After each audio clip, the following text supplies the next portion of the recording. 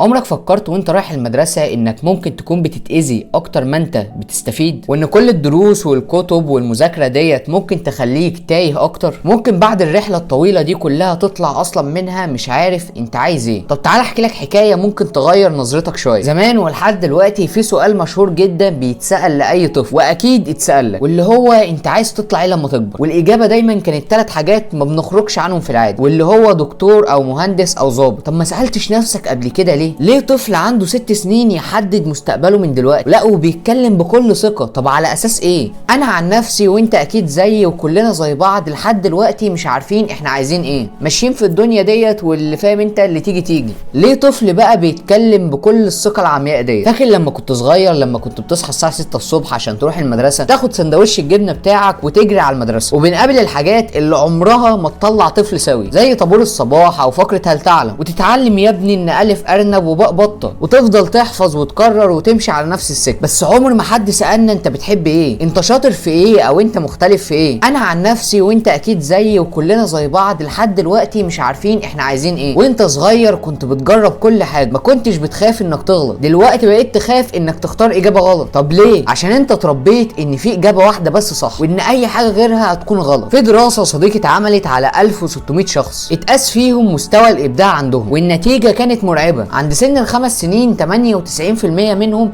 كانوا عباقرة إبداع. بعد 5 سنين النسبة ديت قلت بقت 30%، بعد 5 سنين كمان بقوا 12%، ولما كبروا بقوا 2% بس. يعني إيه بقى الكلام دوت؟ يعني إحنا بنتولد مبدعين، وبعدين في حاجة كده إحنا ما نعرفهاش بتكسر الإبداع دوت عندنا لحد ما بتختفي خالص. النظام التعليمي اللي إحنا فيه مش معمول أصلا عشان الإبداع، ولا يفرق معاه الإبداع في حاجة. النظام التعليمي اللي إحنا فيه دوت معمول من أيام الثورة الصناعية علشان يطلع ناس مطيعة تلتزم بالمواعيد، تعمل شغل متكرر مش ضروري يفهموا هما بيعملوا ايه، ناس ما تفكرش اصلا. يعني بكل بساطة مش معمول عشان يطلع ناس تفكر وتبدع، معمول عشان يطلع ناس تلتزم وتشتغل وخلاص. وده اللي بيحصل معانا فعلا. كبرنا واحنا بنخاف نجرب، بنخاف نفشل، وبنخاف نطلع بره الصندوق، وبقينا ندور على الامان مش الشغف. المشكلة ان العالم دلوقتي اتغير خالص. العالم ما بقاش محتاج ناس تشتغل وخلاص زي زمان، بقى محتاج ناس بتفكر وتبدع وتخترع، بتحل مشاكل وبتتأقلم، مش ناس حافظين كام معلومة وخلاص زي زمان. فالسؤال الحقيقي هنا ما بقاش زي زمان انت عايز تطلع ايه لما تكبر، السؤال الحقيقي انت هتكتشف ايه وعايز تتعلم ايه، وازاي تحافظ على الابداع اللي جواك قبل ما النظام التعليمي الفاشل دوت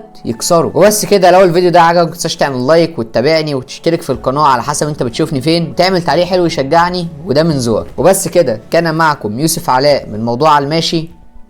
سلام.